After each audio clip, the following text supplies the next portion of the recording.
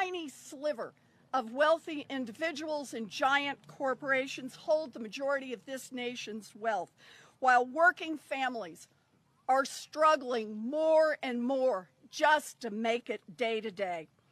Americans know that this economy is rigged in favor of billionaires and giant corporations, and rigged against everyone else. And it's not hard to see how this happened.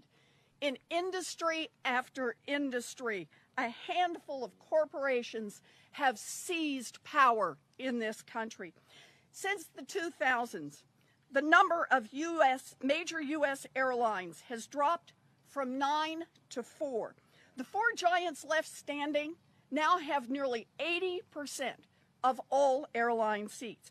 2 giant corporations sell more than 70% of all of the beer in America. 5 health insurance giants now own more than 80% of the country's health insurance market.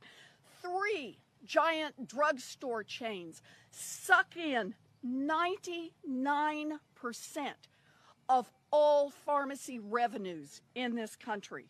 4 giant companies now run more than 80% of America's beef market, and the list goes on. This kind of concentration matters. It matters because giant corporations crush competition. They shut out small rivals and they kill young startups.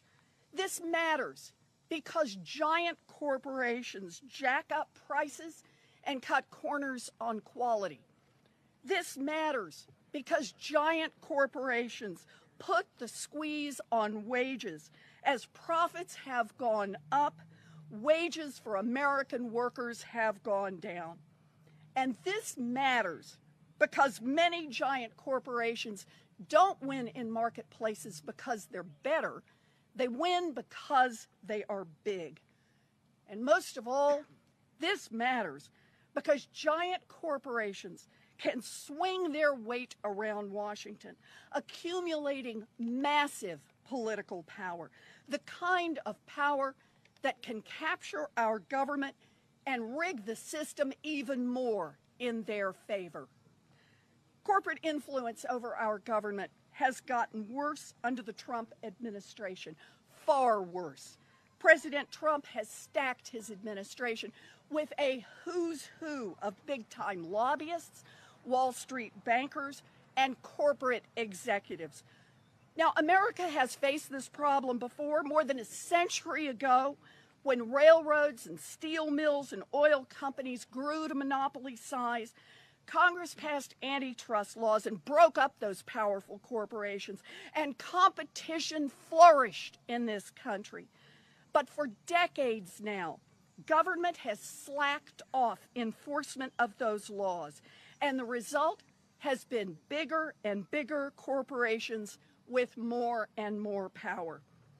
Democrats are ready to take this challenge head on. That's why we're here. Head on.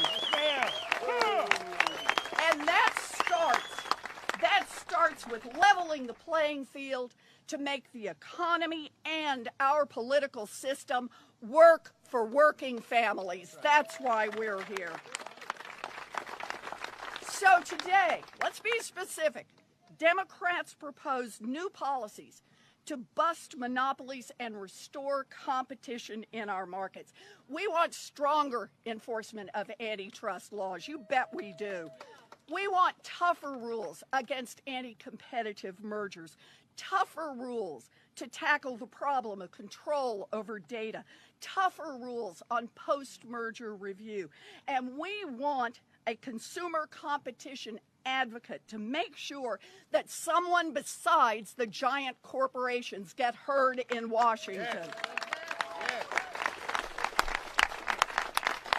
Now, make no mistake, these are pro-market changes, the kind that Teddy Roosevelt advocated when he broke up the big trusts, the kind that anyone who believes in competitive markets, Democrat or Republican, should be able to agree on because they would make our markets healthier and more competitive. Let's face it, America is getting richer every year.